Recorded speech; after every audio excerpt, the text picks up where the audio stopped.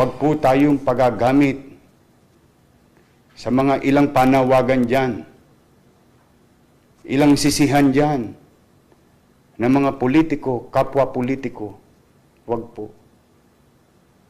Walang maitutulong sa inyo ang mga politika ng politiko laban sa COVID-19. Ang kalaban, COVID-19. Ang mananalo lang sa mga away ng politiko ay kapwa politiko. Palitan man natin ang liderato, wala pa rin makapagbibigay ng takda at tamang solusyon sa ating kinakaharap. Maghunos dili po tayo. Paulit-ulit ko pong sinasabi. Si COVID-19. Ako po bilang ama ng lungsod ng Maynila at Kapitolyo ng bansa. Sa maliit kong kaparaanan, magamit ko man lamang ito. Ako'y nananawagan sa mga liderato sa national government, oposisyon, administrasyon, lalo na sa mga hindi nagkakaunawaan. Pwede ho ba? Pwede bang makisuyo sa mga kapwa ko politiko? Pwede ba? 90 days lang. Pahinga muna tayo. 90 days lang. Pahinga muna tayo ng politika. Pwede ba makisuyo yung pagkakainis natin sa isa't isa bilang politiko? Pwede ba 90 days lang? Ibuhos natin lahat ng resources natin. Administrasyon, oposisyon, may kiling sa kaliwa, may kiling sa kanan. Pwede ho ba? Bilang ama ng lungsod ng Maynila na bahagi ng ating bansa. Ako po, nagsusumaamo sa inyo, mga senador, congressman, lahat kaming mga politiko. Nagsusumaamo ako sa inyo. Huwag kayong maghanap na ng butas. Hindi bawat salita ng kasalukuyang leader ay binibigyan natin ng halaga o ibang kahulugan. Hinihikayat ko kayo, total magagaling kayo. I-donate nyo lahat ng sweldo ninyo. Lahat ng kakayanan ninyo, ngayon nyo ipakita sa tulong sa tao. Walang magaling dito. Walang mahusay sa laban na ito. Paulit-ulit kong sinasabi, wag na kayong lumayo sa pagkukumpara. Matatayog na bansa tiklop. Himbis na nag-araw-araw na babalita sa telebisyon, sa radyo, sa mga social media, kanya-kanyang bayad tayo ng mga kung sino-sino para yung inyong mga political interest isulong ninyo. Pwede ba akong makisuyo bilang ama ng lungsod ng Maynila na kapitolyo ng bansa? Pwede ba kayong makinig muna? Alam ko wala ako sa poder na pagsabihan kayo. Pero ako ngayon, hindi lang ako nagsasalita bilang alkalde ng lungsod, but bilang isang mamamayan din na marami na nagugutom. Huwag na natin sisihin kung sino ang mali. Wala pong tama sa sitwasyon na ito. Wala pong tama sa mga salita ninyo. Nagbabago ang ugali ng tao dahil hindi natin natatanggal sa kanilang pangamba. Hindi natin sila napapapanatag. Dala ng mga salitaan yung politikal. Away dito, away doon. Sino ba ang kaaway natin? Sino ang gusto natin bigyan ng solusyon? Kaya ako, mga senador, 24 lang kayo. Mga sekretaryo, mga politikong katulad ko. Ngayon tayo. Ngayon nyo pakita Ngayon natin ipakita. Ipakita ninyo ang pagmamahal nyo sa Pilipino. Kami, mga taga Maynila, Pilipino rin. Ngayon nyo ipakita. Marami nagdadarahop. Nagdarahop sila ngayon.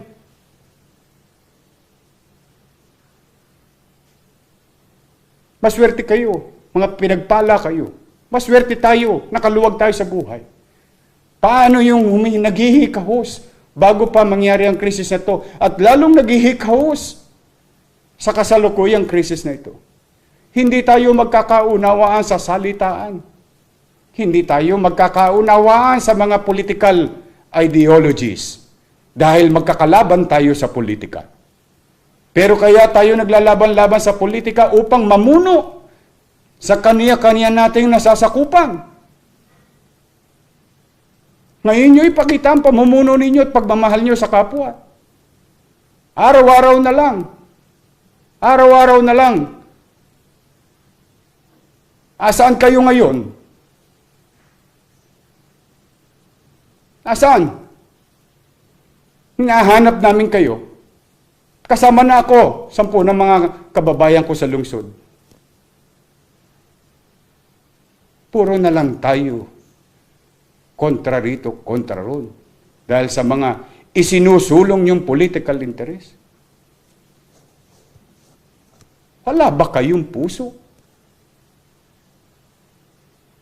Kukunin niyo ang pagkakataon ng kahinaan ng mga leader ngayon sapagkat kung kayo rin naman ng mga leader ngayon, wala rin kayong alam ninyo sa inyong konsensya. Alam ninyo sa inyong puso na wala rin kayong magagawa. Kaya siguro mga kababayan, kayo mga nanonood, hinihikayat ko kayo, manawagan kayo sa mga taong gobyerno na itigil na ang away politika. Itigil natin. Once and for all. Once and for all. Ano ba ang 90 dias? Napakadali. Ang halalan 2022 pa.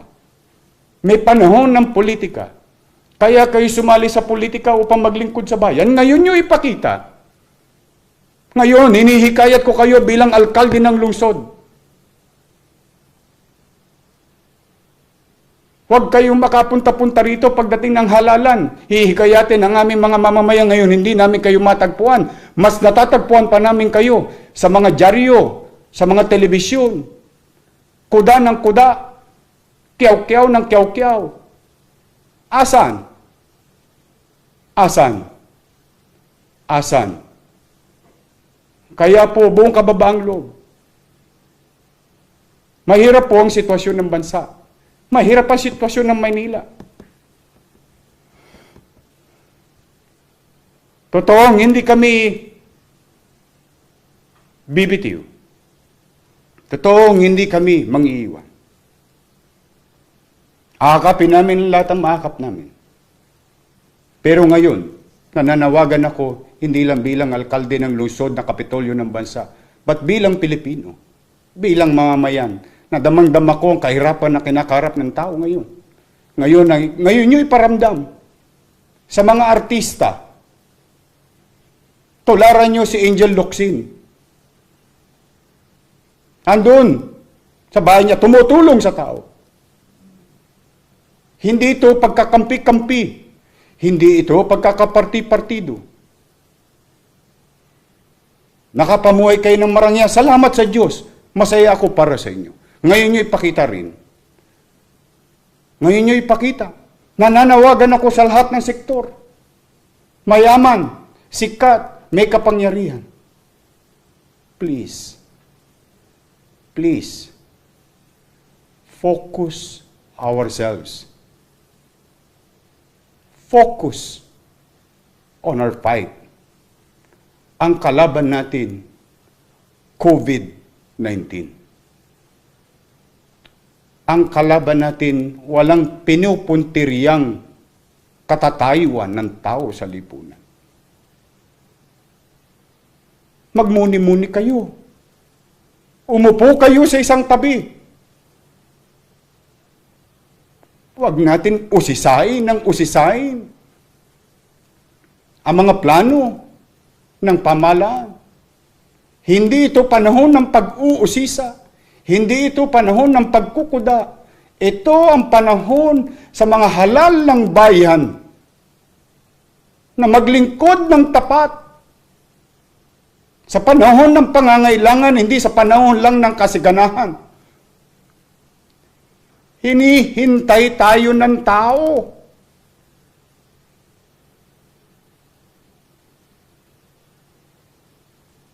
Wala po kong ibang ninanais na magsabi ng masakit na salita. Ito'y katotohanan lang ng sitwasyon.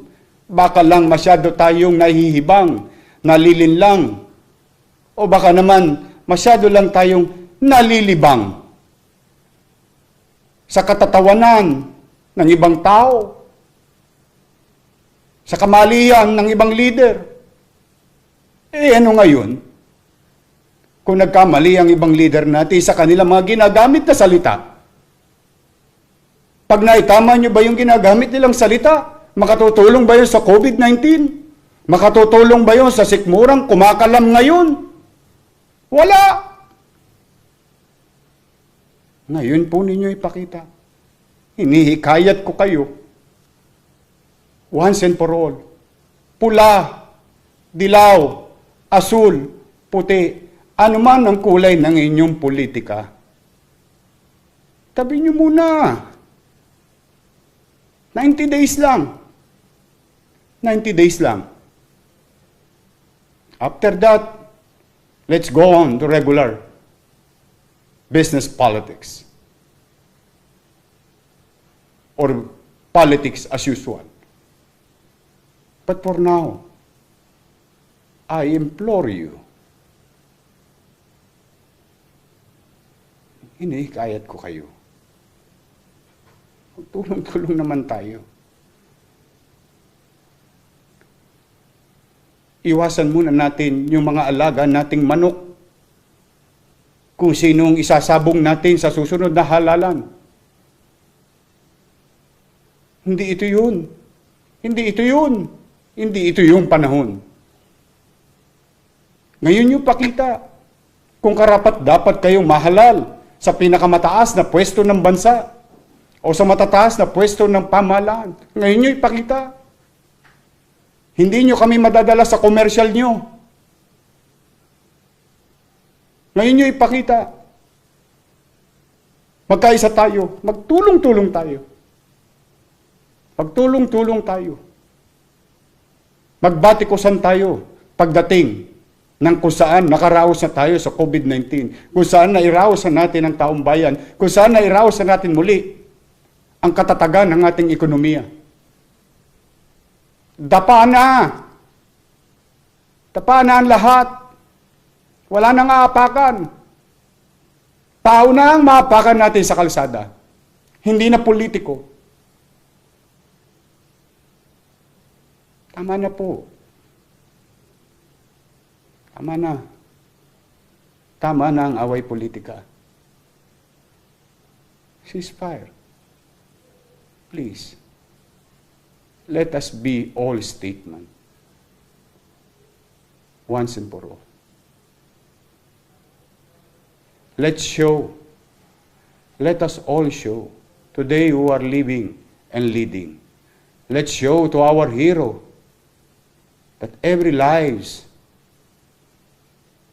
sa lahat ng buhay na nawala ng mga bayani natin, na siyang ating tinatamasang kasaganahan sa mga nagdaang panahon, kalayaan.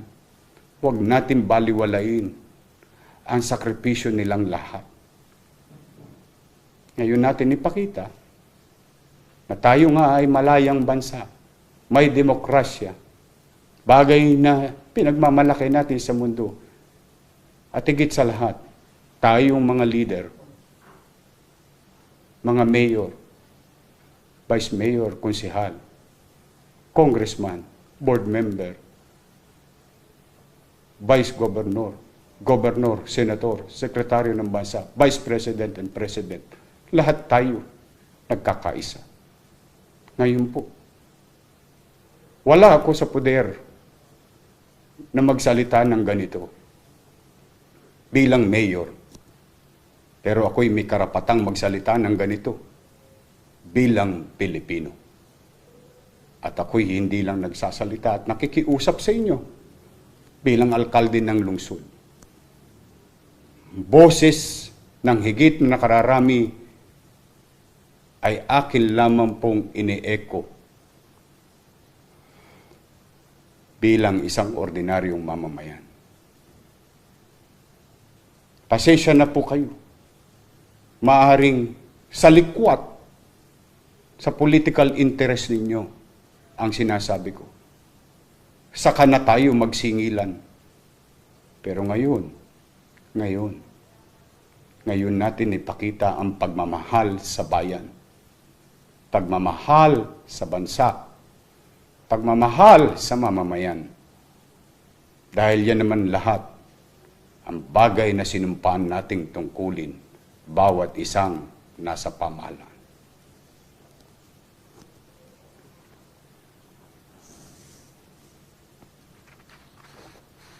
Kung ako man may nasaktang damdamin ng mga politiko, pagpaumanin ninyo. Masakit mapakinggan ang katotohanan. Pero wala akong ibang masamang intensyon. Ang intensyon ko lang, we must act in unison in our action. Sa puso, isipan, o salita at gawa. Pilipino tayo. Kapwa Pilipino.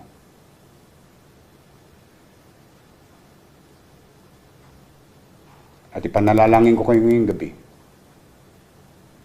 Sana nga,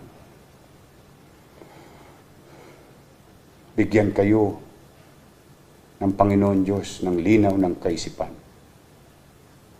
at buksan ang inyong mga puso at na magkaroon ng espasyo dyan na maibalik sa inyo ang pagmamalasakit sa ating kapwa.